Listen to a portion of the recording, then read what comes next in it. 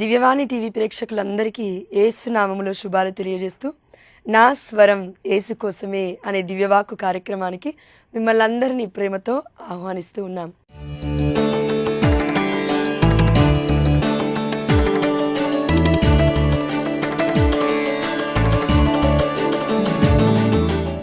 పరిశుద్ధాత్మ దేవుడు మనకి పరిచయం చేయాలనుకుంటున్న ఈరోజు అంశం ఏంటంటే యేసయ్య పలికిన 7 పలుకులు. ప్రపంచానికి మొత్తానికి కూడా రక్షణ తీసుకొచ్చిన యేసుప్రభుల వారు స్లీవ మీద నుండి పలికిన 7 మాటలు. ప్రియమైన దేవుడు బిడ్డలారా, మన యొక్క కుటుంబ జీవితంలో ఎవరైనా పెద్దవాళ్ళు చనిపోతున్నప్పుడు ఆ వ్యక్తి ఏదైనా చెప్పినప్పుడు ఆ కుటుంబం అందరూ కూడా చాలా బాగా గుర్తుపెట్టుకుంటారు, మరలా వాళ్ళు చనిపోయేంత వరకు కూడా. ఎందుకు? చనిపోయేటప్పుడు చెప్పిన మాటలు గుర్తుపెట్టుకొని వారి యొక్క ఆత్మశాంతి కోసం మనం చేస్తూ ఉంటాము, అవునా? అయితే విధేయత కలిగిన వాళ్ళు ఇలా చేస్తారు. అవిధేయత చూపించేవారు ఏం చేస్తారంటే, మనిషే పోయాడు కదా, మాటతో సంబంధం ఏంటి అని కొట్టి పడేస్తూ ముందుకు వెళ్ళిపోతూ ఉంటారు. కానీ పలికింది మానవుడు కాదు, ఒక మనిషి కాదు, దేవుడైన యేసయ్య పలికిన ఈ 7 మాటలు మన హృదయంలో ఎల్లవేళలా మనం ధ్యానించుకోగలగాలి. అంతెందుకండి, 7 మాటలని కాదు కానివ్వండి, 7 అనగా పరిశుద్ధమైన గ్రంథం నుండి మనం చూస్తే ఇది నిత్యమైనది, అంటే సత్యమైనది, పరిపూర్ణమైనది, సంపూర్ణమైనది అని వాక్యంలో సెలవిస్తూ ఉన్నాడు దేవాతి దేవుడు. మనం అందరం కూడా 7 అనే సంఖ్యని పట్టుకోవాలి. ఇది సంపూర్ణమైన సంఖ్య. అంటే ఎన్నో మాటలున్నాయి, కేవలం ఒక మాట 7 మాటలనే కాదండి. పరిశుద్ధమైన గ్రంథము ఆదికాండం నుండి దర్శన గ్రంథం వరకు యేసయ్య పలికిన మాటలే, దైవ వాక్కే. వాక్కు అనగా ఎవరు? యేసుప్రభుల వారు. కాబట్టి మరి ప్రతి వాక్యానికి మనం విధేయత చూపిస్తున్నామా అంటే, సరే ఈ వాక్యాలన్నిటికీ మనం విధేయత చూపించకపోయినా, దేవుడిచ్చిన ఆజ్ఞలన్నిటికీ మనం విధేయత చూపించకపోయినా, కనీసం యేసుప్రభుల వారు చనిపోతున్నప్పుడు చెప్పిన 7 పలుకులు మన జీవితంలో మనం చేస్తున్నామా అని మనం ఆత్మ పరిశీలన చేసుకోవాలని దేవాతి దేవుడు ఈ అంశాన్ని మన ముందు పెట్టి ఉన్నాడు. మామూలుగా మనం ఒక పాట పాడుతూ ఉంటాము, దేవా నీ ఒక్క మాట పలికినా చాలునయ్యా, నా జీవితమే నేడు మారునయ్యా. శతాధిపతితో ఒక మాట పలికితివి ఆనాడు. తన సేవకుడికి దేవుడు స్వస్థతను ఎలా ఇచ్చాడండి? పరిశుద్ధమైన గ్రంథంలో కొత్త నిబంధనలో మనం చూస్తూ ఉన్నాము. శతాధిపతి అనగా శత్ ప్లస్ అధిపతి అనగా 100 మందికి అధిపతి.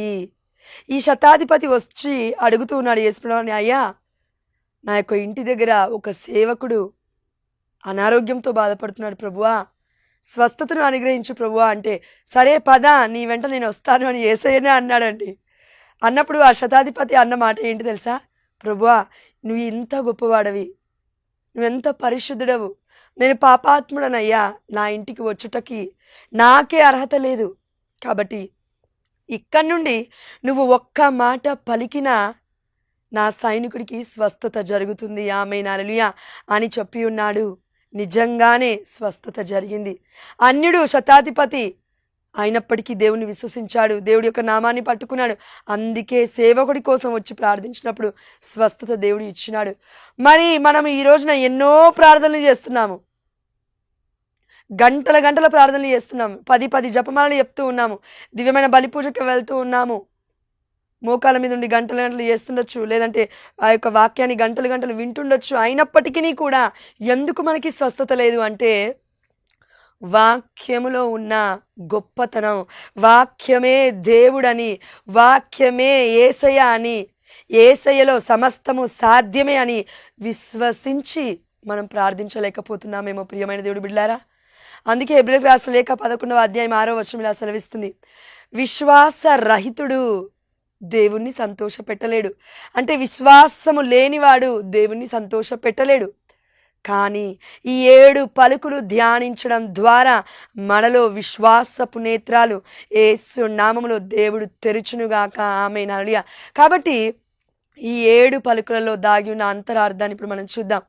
మొట్టమొదటి పలుకు యేసుప్రభుల వారు మాట్లాడింది, తండ్రి, వీరు చేయునదేమో వీరు ఎరుగరు కనుక వీరిని క్షమింపుము. లూకాసు వార్త 23 అధ్యాయం 34 ఆనాడు యేసుప్రభువారు, ప్రభువా వీరందరికీ అసలు వీరికి ఏం తెలియదు ప్రభువా, నా రాజ్యం గురించి వీరికి తెలియదు ప్రభువా. అప్పటికి నూతన నిబంధన ఇంకా లేదండి. కాబట్టి యేసయ్య వచ్చాడు, ఇలా మరణిస్తాడు, మనందరి పాపాలు కడిగేస్తాడు అని యేసుప్రభువారు మరణించకముందు ఆ బిడ్డలకు ఎక్కువగా తెలియదు. పాత నిబంధన చదువుతున్నారు, కానీ కళ్ళ ముందు జరుగుతున్నదంతా కూడా వారు తెలుసుకోలేకపోయారండి. ఎందుకంటే వారి యొక్క ఆధ్యాత్మిక నేత్రాలు అంధత్వంలో ఉన్నాయి. ఇప్పుడు మనలో కొంతమంది ఉన్నాం అలా. కానీ ఆనాడు వారికి కొత్త నిబంధన లేదు, ఇప్పుడు మనకి కొత్త నిబంధన ఉంది.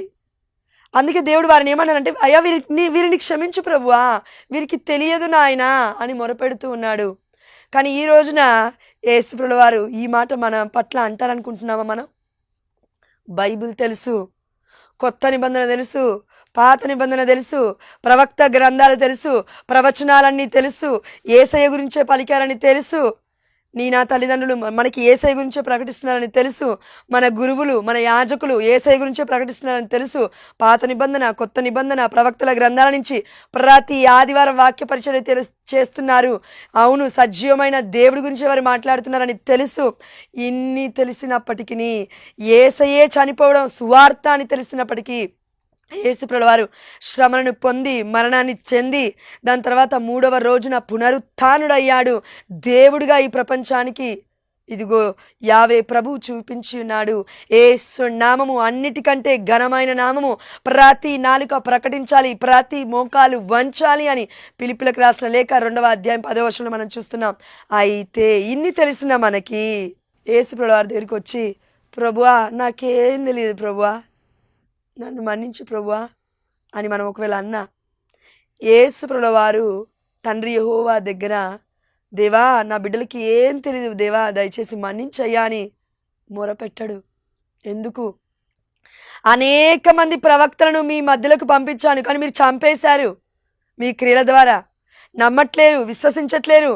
మీ జీవితాన్ని పట్టుకొని అదే జీవితం అనుకుంటున్నారు. పరలోక రాజ్యం గురించి ఎంత మాత్రమా ఇసుమంతయు కూడా ఆలోచించని ఓ అవివేకులారా, ఓ మందమతులారా, ఈ నైట్కే మీ ప్రాణం పోతే ఏం చేస్తారు అని దేవాదేవుడు మనల్ని అడగకనే అడుగుతూ ఉన్నాడు ఈ మొట్టమొదటి మాట ద్వారా. అందుకే తండ్రి, వీరు చేయనుదేమో వీరు ఎరుగరు అని దేవుడు అనడు. మీకు తెలుసు అన్నీ, అయినప్పటికీ ఎందుకు ఇలా చేస్తున్నారని దేవాదేవుడు ఈ ఒక్క మొట్టమొదటి మాట ద్వారా మనల్ని అడుగుతూ ఉన్నాడు. రెండో పలుకు లూకాసు వార్త 23వ అధ్యాయం 43వ వచనము, నేడే నీవు నాతో కూడా పరలోకమున ఉందువు అని నీతో నిజముగా చెప్పుచున్నాను అని యేసు ప్రభువారు తన కుడి పక్కన ఉన్న దిస్మాస్ అనే మంచి దొంగతో చెప్తున్న మాట. చూడండి, అక్కడ 2 దొంగ వాళ్ళు ఉన్నారు, కానీ ప్రపంచం మొత్తం ఏమని పిలుస్తుందంటే మంచి దొంగ, చెడ్డ దొంగ. ఎందుకు? ఆయన మంచితనము అప్పటి వరకు ఎలాంటి జీవితాన్ని జీవించాడు? దొంగ.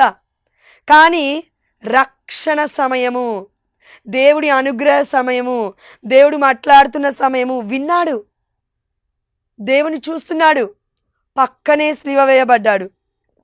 ఇప్పుడు స్లీవ వేయబడ్డప్పుడు ఆ చెడ్డ దొంగవాడు అంటున్నాడు, నీవు దేవుడివైతే నువ్వు నిన్ను కాపాడుకొని మమ్మల్ని కూడా కాపాడొచ్చు కదా, ఎందుకు ఈ బాధ అని ఈ లోకం గురించే ఆలోచిస్తూ ఉన్నాడు చెడ్డ దొంగవాడు. కానీ మంచి దొంగవాడి యొక్క నేత్రాలు తెరవబడ్డాయి.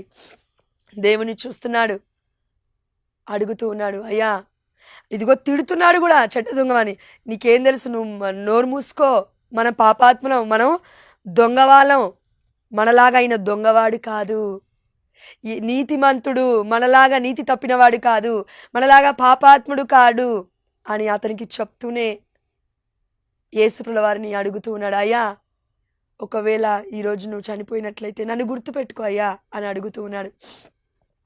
ప్రార్థనలో విధేయత, ప్రార్థనలో విజ్ఞాపన, ప్రార్థనలో తగ్గింపు తత్వము, ప్రార్థనలో ఊరికే మనం పరిసైలాగా అయ్యా నేను ఇది చేశాను, అయ్యా నేను అది చేశాను, అయ్యా నేను దాన ధర్మాలు చేశాను, అయ్యా నేను ఉపవాసం చేశాను, నా ఇంటి పక్కవాడు, ఇంటి పక్కన ఇలా చేస్తున్నారు, అలా చేస్తున్నారు, ఇలాంటి కంప్లైంట్ బాక్స్తో దేవుడు రావాలని కోరుకోడండి. ప్రభువా నేను పాపినయ్యా, నన్ను గుర్తుపెట్టుకో. ఈ ప్రార్థన ఆనాడు సుంకరి చేశాడు, గుండెల మీద బాదుకుంటూ ప్రభువా ఈ పాపాత్ముడిని మన్నించు ప్రభువా అని తల ఎత్తుటకు కూడా సాహసించలేదు దేవుడి ముందు. అంటే దేవుడి అధికారానికి లోబడ్డాడు. ఈ రోజున మనలో చాలామంది దేవుడి అధికారానికి లోబడడం కాదండి, అసలు దేవుడి అధికారాన్ని మనం నమ్మం. నేను జాబ్ చేస్తున్నాను, నేనే నా కుటుంబానికి అధికారిని, నేను ఏదో చేస్తున్నాను, నేనే నా కుటుంబం, నేను ఏది చెప్తే అదే నడవాలి. దేవుణ్ణి యజమానుడిగా మనం పెట్టలే. మనలో చాలామంది మనల్ని మనం యజమానులుగా ఎంచుకుంటున్నాము. మన బిజినెస్ని మనకి ఒక విగ్రహారాధనలాగా చేసుకున్నాము, ధనాన్ని ఒక విగ్రహారాధన చేసుకున్నాము. ఇంకెక్కడ ప్రార్థన, ఇంకెక్కడ విశ్వాసం, ఇంకెక్కడ అండి బ్రతుకులు నిలబడేది? అందుకే పరలోకంలో నువ్వు ఉంటావు అని ఆనాడు దిస్మాస్తో యేసుప్రభువు వారు చెప్పారు. అతని పేరు దిస్మాస్. ప్రపంచంలో మొత్తం మనం చూస్తే యేసుప్రభువు వారు చనిపోగానే ఎవరినైనా పరలోక రాజ్యానికి తీసుకువెళ్ళాలంటే ఎమ్మటే మేబీ దిస్మాస్ అయి ఉండొచ్చండి. ఎందుకంటే దేవుడు ఒక్క మాట చెప్పాడు, ఇదిగో నీవు నిజముగా ఇదిగో నేను నీతో నిజముగా చెప్తున్నాను, నాతో పాటు కూడా నీవు ఈరోజు పరలోకమున ఉందువు. దేవుడు మాట ఇచ్చి తప్పేవాడు కాడు, నీలాగా నాలాగా మానవత్వం లేనివాడు కాదు యేసుప్రభువు వారు. దైవ సంపూర్ణుడు, దైవ స్వభావం కలిగిన వ్యక్తి. కాబట్టి ఇదిగో నీవు నాతో ఉంటావు, పరలోక రాజ్యంలో ఉంటావు అని చెప్పగానే నిజముగా వెళ్ళే ఉంటాడు. ఎందుకంటే దేవుడిచ్చిన మాట ఇది, దేవుడిచ్చిన ఆజ్ఞ ఇది. మనం ఇచ్చిన మాటలు మనం గట్టు మీద పెట్టేస్తూ ఉంటాము, ప్రమాణాలు చేస్తూ ఉంటాము, ప్రభు అని మర్చిపోయానని చెప్తూ ఉంటాం మరలా. అందుకే మన జీవితాలు సగం మొత్తం పాపంలో నడుస్తూ ఉన్నాయి. చేసిన ప్రమాణాలు ఎన్నో. మరి ఏం చేయాలంటే పాప సంకీర్తనలో మనం ఒప్పుకోవాలి. ప్రమాణాల మీద ప్రమాణాలు, ప్రమాణాల మీద ప్రమాణాలు చేసి చేసి చేసి మొక్కుబడుల మీద మొక్కుబడులు, మొక్కుబడుల మీద మొక్కుబడులు చేసి ఒక పాపాన్ని మూటగా కట్టుకుంటూ ఉన్నాము.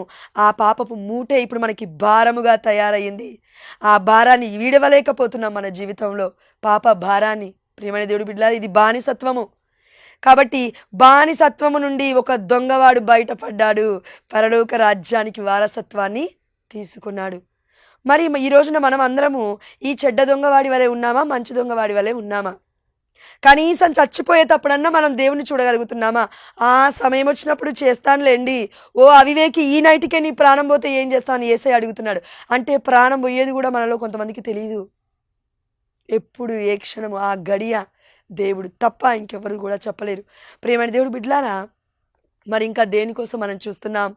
కనీసం మంచి దొంగవాడి వలె రోజు మనం దేవుని ప్రార్థన చేసినట్లయితే గొప్ప జీవితాన్ని మనం గడిస్తామండి. అంత మాత్రమే కాదు, పరలోక రాజ్యం అనే నీతి కిరీటాన్ని, బహుమానాన్ని ఆ దేవాదేవుడు మనకు వసుగుతాడు. అంతకన్నా ముఖ్యమైన అంశం తెలుసా అండి? ఈ మంచి దొంగవాడు ఏమయ్యాడు అని చూస్తే మన కనతరైన కథోలిక శ్రీసభ దిస్మాస్ గారిని పునీతుడిగా ప్రకటిస్తూ ఉంది. ఎందుకంటే రక్షణలో పరలోక రాజ్యం చేరుకున్నాడు అని దేవుని చివరిగా ఆయన నమ్మాడు. ఆయన అన్యుడేమో, దేవుడు అంటే తెలియదు, అబద్ధికుడు, అప్పటి వరకు దొంగతనాలు చేశాడు, ఎంతోమందిని బాధ పెట్టాడు. అయినప్పటికీ అన్నిటినీ ఒప్పుకున్నాడు. స్లీవ దగ్గర మనము కూడా ప్రతిరోజు పాప సంకీర్తన చేస్తూ ఉన్నామా, లేదంటే ప్రతి వారం చేస్తూ ఉన్నామా? యేసయ్య దగ్గర అంటే మన యాజకులకి దగ్గరికి వెళ్ళి మనం పాప సంకీర్తన చేస్తున్నామా లేదా అని ఈ రెండో అంశాన్ని ధ్యానిస్తూ ఉన్నట్లయితే తప్పకుండా మనం కూడా పరలోక రాజ్యానికి వెళ్తాం. మనం వెళ్ళాలి అని దేవుడు కోరుకుంటున్నాడు. దిస్మాస్ గారిని, మంచి దొంగవాన్ని దేవుడు మనకి చూపిస్తూ ఉన్నాడు.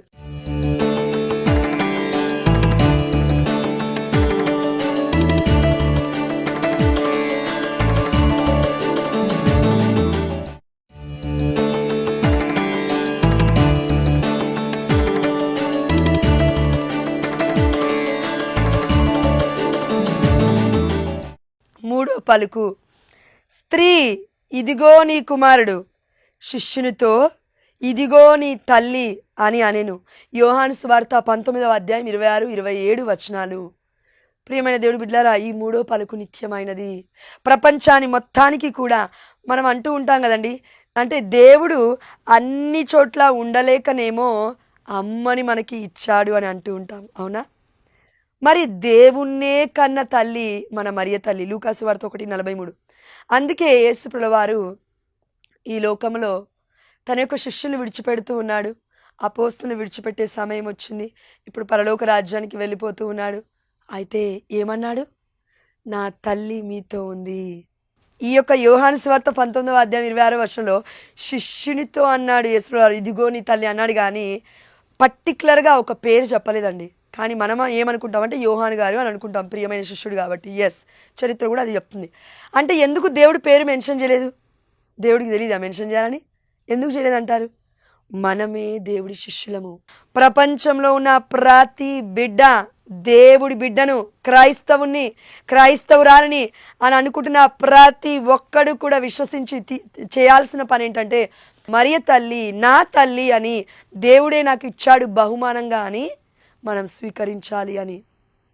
ప్రియమైన దేవుడి బిడ్డలారా, మనకి అమ్మ దగ్గర కన్సోలేషన్, ఓదార్పు దొరుకుతుంది, ఆదరణ దొరుకుతుంది. అందుకే కాబోలు అక్కడ అపోస్తల కార్యం 2వ అధ్యాయంలో శిష్యులందరూ ఒక చోట గుమిగూడి ప్రార్థిస్తున్నప్పుడు మరియ తల్లి అచట ఉండెను అని ఉంది, యేసు తల్లి అచట ఉండెను అని ఉంది. అంటే ఆ తల్లి మధ్యవర్తిత్వ ప్రార్థన ఎంత గొప్పదో మనం చూడాలి. యోహాను సువార్త 2వ అధ్యాయంలో కానాపల్లి విందులో ఆ తల్లి మధ్యవర్తిత్వ ప్రార్థన ఎంత గొప్ప అద్భుతం చేసిందో మనం చూడగలగాలండి. ఈ 3వ అంశం ద్వారా మరియ తల్లి మనకి తల్లి, ప్రపంచానికి తల్లి, కథోలిక శ్రీ సభకి కన్న తల్లి, యేసు ప్రభువు వారికి తల్లి, మనందరికీ కూడా తల్లి. యొక్క తలకి జన్మనిచ్చిన తల్లి శరీర అవయవ భాగాలైన మనందరికీ కూడా జన్మనిస్తూ ఉంది. తల ఎవరు? యేసు ప్రభువు వారు. మనమందరం యేసు ప్రభువు వారి యొక్క శరీర భాగస్థులమే అని మన కనతల్లి అయిన కథోలిక శ్రీ సభ చెప్తుంది. కాబట్టి ఈ 3వ పలుకుని కూడా మనము విధేయత చూపించగలగాలి. 4వ మాట మత్తయి సువార్త 27వ అధ్యాయం 46వ వచనంలో, నా దేవా నా దేవా నీవు నన్నేల చేయి విడనాడితివి, నా దేవా నా దేవా నీవు నన్నేల విడిచిపెట్టితివి అని యేసు ప్రభువు వారు తండ్రి యెహోవా అని అంటూ ఉన్నారు. ఈ యొక్క మాట మనందరికీ ఊరట. ఎందుకు? విశ్వాసంలో ఉన్న అనేక మంది బిడ్డలు కొన్ని సందర్భాలు వస్తాయి, కొన్ని సమయాలు వస్తాయి, నిందలు వస్తాయి, అవమానాలు వస్తాయి, పర్సిక్యూషన్స్ గుండా, హింసల గుండా వెళ్తుంటారు ఈ లోకరీత్యా. ఎందుకంటే ఈ లోకం చూడదండి, ఆధ్యాత్మికంగా శారీరకపరమైన విషయాలనే చూస్తూ ఉంటుంది. కాబట్టి బాధ పెడుతూ ఉంటారు పరిచర్యలో ఉన్న బిడ్డలని. ఆ సమయంలో ఒక్కొక్కసారి దేవుడు యేసు ప్రభువు వారు మన చేయి విడిచిపెట్టినట్లుగా అనిపిస్తుంది. ప్రభువా నా చేయి విడిచిపెట్టావా? ఏంటి ప్రభువా, ఏంటి ప్రభువా ఈ శ్రమలు, ఏంటి ప్రభువా ఈ దుఃఖము? యోబు ప్రార్థించాడు కదండి ఆ రోజున. ఎస్, అలాంటి సమస్యల గుండా మనం కూడా వెళ్తూ ఉండొచ్చు. ప్రియమైన దేవుడు బిడ్డలారా, ఆ సమస్య గుండా, ఆ యొక్క అనుభూతి గుండా, అనుభవం గుండా యేసు ప్రభువు వారే వెళ్ళారు. ఇంకా మనం ఎంత పాటివారమండి? అయితే యేసయ్య అన్నాడు, ఇదిగో నేను ఈ లోకాన్ని జయించాను, అయితే మీరు గుర్తుపెట్టుకోండి, మీరును ఈ లోకాన్ని జయిస్తారు. ఆమేన్, హల్లెలూయా. ప్రతి బాధలో, నిందలో, అవమానంలో, ప్రతి పరిచర్యలో ప్రేమ అనే సర్వీస్ చేస్తూ ఉన్నప్పుడు దేవుడు మన చెయ్యి విడిచిపెట్టబడినట్లే అనిపిస్తుంది. కానీ ఒకటి మర్చిపోదు, ప్రభువా నా చేతిని పట్టుకో అయ్యా. మరలా మనం ప్రార్థించగలగాలి. పేతురు సముద్రంలో అడుగు పెట్టాడు, అన్ని తన మీదికి వస్తున్నట్లుగా అనిపిస్తుంది అలలు, కానీ యేసయ్యా నా చేయి పట్టుకో అని మరలా చేయి పైకి లేపాడు. మనము కూడా పేతురు వలె నడి సముద్రములో ఉన్నప్పటికీ, అగ్ని గుండములో ఉన్నప్పటికీ, ఆ యొక్క నీటి మధ్యలో ఉన్నప్పటికీ కూడా అవి మనల్ని ముంచివేయలేవు, అగ్ని మనల్ని కాల్చివేయలేదు. ఎందుకంటే చేయి పట్టుకున్నది ఎవరు? యేసు ప్రభువు వారు. విడిచిపెట్టడండి. అందుకే మనకి ఆదికాండం 28వ అధ్యాయం 15వ వచనం ఇలా సెలవిస్తుంది, నేను చెప్పినదంతయు చేయి వరకు నీ చేయి విడువను బిడ్డా. దేవుడే మనకి వాగ్దానం ఇచ్చినాడు. కాబట్టి ఇంకెందుకు భయం? ఈ 4వ అంశం గుర్తుపెట్టుకొని ప్రతి పరిచర్య చేస్తున్నప్పుడు, ప్రతి పనిలో కూడా దేవుడి యొక్క మహిమార్థమై మనం నిలబడదాము. చేయి విడిచిపెట్టబడినట్లుగా అనిపిస్తుంది, కానీ దేవుడు నిజంగా విడిచిపెట్టలేదు. మనం విశ్వసించగలగాలి. అదేవిధంగా మనకి 5వ పలుకు ఏంటంటే యోహాను సువార్త 19వ అధ్యాయం 28వ వచనము, నాకు దాహమగుచున్నది. ఈ దాహము ఆత్మల దాహము, ఈ లోక దాహము కాదు. అందుకే యేసు ప్రభువు వారు హిస్సోపుతో ఇచ్చినప్పుడు యేసయ్య తాగలేదండి. ఆ యొక్క ద్రాక్షరసం చేదుగా ఉంది, తాగలేదు. ఎందుకంటే ఈ దాహము దేనికి సంబంధించిందంటే ఆత్మదాహము. కోత ఎక్కువగా ఉన్నది రాజా, పని చేయు వారిని పంపుము రాజా. చూడండి, పాట ఇలా ఉంది, కోతగాండ్రు తక్కువగా ఉన్నారు, కోత ఎక్కువగా ఉంది, పరిచర్య చేసేవారు లేరు. ఎందుకంటే ప్రవక్తలుగా వస్తున్న వారిని చంపేస్తున్నారు, గురువులుగా యాజకులుగా వస్తున్న వారిని హింసిస్తూ ఉన్నారు. మరి ఆత్మల రక్షణ ఎలా? అందుకే మనం ప్రార్థించగలగాలి. ప్రియమైన దేవుడు బిడ్డలారా, మనకి కూడా ఆత్మ దాహము అంచలంచలుగా దేవుడు ఈ యొక్క 5వ అంశము ద్వారా మనకి ఇవ్వాలి అని మనం దేవుని ప్రార్థించగలగాలి. లూకా సువార్త 11వ అధ్యాయం 13వ వచనం సెలవిస్తూ ఉంది, పరలోకమందున నా తండ్రి తన చిత్తమును అడుగుకొని వారికి ఇంకా ఎంతగా పరిశుద్ధాత్మను ఇచ్చునో ఊహింపుడు. మరి మనం అడుగుతున్నామా? ప్రభువా, నాకు ఆత్మదాహాన్ని పెంపొందించయ్యా, ఆత్మల రక్షణ కొరకు ప్రార్థించాలి ప్రభువా, విజ్ఞాపన కర్తలుగా మమ్మల్ని లేపండి ప్రభువా అని మనలో ఎంతమంది ఈ 5వ అంశం ధ్యానిస్తూ ఉన్నప్పుడు ప్రార్థించగలుగుతున్నాము? దేవుడు మనందరికీ చెప్తున్నాడు, నాకు ఆత్మ దాహం అగుచున్నది, మీకును ఆ ఆత్మ నేను ఇచ్చాను, మీకు దాహం అవ్వాలి. అలా ఆత్మను ఆర్పివేయకూడదు మీరు. తెస్సలోనికి రాసిన లేఖ 5వ అధ్యాయం 19వ వచనం ప్రకారం అని దేవాదేవుడు చెప్పకనే చెప్తున్నాడు. 5వ పలుకు ద్వారా 6వ పలుకు యోహాను సువార్త 19వ అధ్యాయం 30వ వచనము, సమాప్తమైనది. యేసుప్రభుల వారు స్లీవ నుండి మాట్లాడిన మాట 6వ మాట, సమాప్తమైనది. ఏం సమాప్తమైనది? మనం అంటున్నాం కదా ఈ రోజున, అమ్మో నాకు రోగం ఉంది, అమ్మో నన్ను పాపమేలుతుంది, అమ్మో నన్ను శాపాలు పట్టుకున్నాయి, అమ్మో నన్ను నెగిటివ్ మ్యాజిక్స్ పట్టుకున్నాయి, చాతబడ శక్తులు పనిచేస్తున్నాయి, దిష్టి పనిచేస్తుంది, నల్లదారాలు కట్టుకోవాలి. ఇదంతా కూడా సమాప్తమైనది. It is finished under the cross, under the feet of Jesus. లూకాసు వార్త 10వ అధ్యాయం 19వ వచనం సెలవిస్తుంది, నేను మీకు తేళ్లను పాములను నలగా ద్రొక్కుటకు, శత్రువు బలమును అనగా ద్రొక్కుటకును అధికారం ఇచ్చి తిని అని పలికినాడు యేసుప్రభుల వారు. అంటే ఏ సాతాను శక్తులు, ఏ బంధకాలు, ఏ అంధకాలు, ఇంకా ఏ అంధకారమైన ఏ చీకటి శక్తులైనా మన మీద, మన బ్రతుకుల మీద కూడా అవి ఏలవు. ఎందుకంటే సమాప్తమైనది. It is finished. దేవుడు ఒక మాట అన్నాడంటే అది తప్పక నెరవేరింది, అయిపోయింది. స్లీవ మీదే అయిపోయిందండి. ఆ రక్తములో రక్షణ వచ్చింది, ఆ రక్తములో విడుదల వచ్చింది, ఆ రక్తములో విమోచన వచ్చింది. యేసయ్య పొందిన దెబ్బల ద్వారా మనకి స్వస్థత వచ్చింది. యేసయ్య పొందుకున్న గాయముల ద్వారా మనకి ఆరోగ్యము చేకూరింది. యెషయా గ్రంథం 53:5 ప్రకారం. మరి ఇంకా ఎందుకు ఆ నెగిటివ్ మాటలు పట్టుకున్నాం? మనం అంధకారాన్ని ఎందుకు పట్టుకున్నాం? వెలుగును పట్టుకుందాం. యేసుప్రభువు వారు అంటూ ఉన్నారు, ఇదిగో సమాప్తమైందని నేను చెప్పాను కదా. నీ ఇంటిలో నా ఇంటిలో నా కుటుంబంలో అన్నీ కూడా నెగిటివ్ థింగ్స్ అన్నీ కూడా, అంధకారపు శక్తులన్నీ సమాప్తి అయిపోయాయి. ప్రతిది కూడా యేసయ్యకి మోకాలు వంచాలి. ప్రతి సమస్య కూడా మోకాలు వంచింది. స్లీవ దగ్గర అంతా కూడా సమాప్తమైనది. మనం ఆనందించాలి, సంతోషించాలి. పరలోక రాజ్యం అనగా సంతోషము, నీతియే. తినుట త్రాగుట సోమరిపోతు తత్వము కాదు. ప్రియమైన దేవుడు బిడ్డలారా, ఈ 6వ అంశం ద్వారా అంతా సమాప్తమైన తర్వాత మరలా ఎందుకండి మరలా మనం అందరం వాటిని స్తుతించి లేపుతున్నాము, అంధకారపు శక్తుల్ని? ప్రియమైన దేవుడు బిడ్డలారా, అన్నీ కూడా దేవుడు తన పాదముల కింద తొక్కేశాడు. ఇప్పుడు అదే అధికారాన్ని మనకిస్తున్నాడు. నువ్వు వాక్యం ఎత్తిపట్టి ప్రార్థించు, నేను చేస్తాను అని దేవాదేవుడు మనందరికీ చెప్తున్నాడు. ఈ యొక్క 6వ అంశం ద్వారా మనం గుర్తుపెట్టుకోవాల్సింది ఏంటంటే సమాప్తమైనది. నా కుటుంబంలో ఉన్న అప్పుల బాధలు, సమస్యలు, అది ఏదైనా సమాప్తం అవ్వాలంటే ఏదో నోటి మాట వల్ల అవ్వదండి, దేవుడి మాట ద్వారా అవుతుంది. మరి దేవుడి వాక్యాన్ని ధ్యానిస్తున్నామా? దేవుడి వాక్యాన్ని ఎత్తి పట్టి అడుగుతున్నామా? స్వస్థత కావాలి ప్రభువా అని యెషయా గ్రంథం 53:5 ప్రకారం అడుగుతున్నామా? లూకా 10:19 ప్రకారం అన్నీ నా కాళ్ళ క్రింద త్రొక్కివేయి ప్రభువా అని అడుగుతున్నామా? యేసయ్యతో ఎవరికైతే సత్సంబంధం ఉంటుందో, అనుబంధం ఉంటుందో, ఇంటిమసీ రిలేషన్షిప్ అంటే దగ్గరగా సంబంధం కలిగి జీవిస్తామో ఆ బిడ్డలకి మాత్రమే అలాంటి శక్తి ఉంటుంది. వాక్యం ఎత్తిపట్టి ప్రార్థిస్తే నిజంగా జరుగుతుంది. కాబట్టి సమాప్తమైన వాటన్నిటినీ మరలా మనం మేలుకొల్పకూడదు. 7వ అంశము లూకాసు వార్త 23వ అధ్యాయం 46వ వచనము, తండ్రి నా ఆత్మను నీ చేతికి అప్పగించుచున్నాను. చూడండి, మనం అందరం కూడా చనిపోయేటప్పుడు మనం గుర్తుపెట్టుకోవాల్సింది ఒకటే, ఈ రోజున మనం చనిపోతామో లేదో మనకు తెలీదు. పడక మీదికి వెళ్ళేటప్పుడు, ప్రభువా ఒకవేళ ఇదే చివరి రోజు అయితే నా ఆత్మను నీకు అప్పగించుచున్నాను. ఎందుకంటే దుష్టుడు పొంచి ఉంటాడండి. మన ఆత్మను దొంగిలించడమే వాడి యొక్క ప్రయత్నం. యోహాను సువార్త 10:10 మనం చూసిన దొంగవాడు దొంగిలించుటకు, హత్య చేయుటకు, నాశనము చేయుటకు వస్తాడు. దేని గురించి దేవుడు మాట్లాడుతున్నాడు? ఆత్మ గురించి. మన ఆత్మను నశింపజేయడానికి, పరిశుద్ధాత్మ యొక్క ప్రభావం మనలో పనిచేయకుండడానికి వాడు చేయాల్సిన ప్రయత్నాలు మొత్తం చేస్తాడు. కానీ ఎప్పుడైతే మన ఆత్మను దేవుడి యొక్క ఆత్మతో అనుసంధానం అవుతుందో, పరిశుద్ధాత్మ చేత నడిపింపబడతామో, అప్పుడు ఆ ఆత్మ దేవుడి చేతిలోకి మనం అప్పచెప్పిన వారం అవుతాము.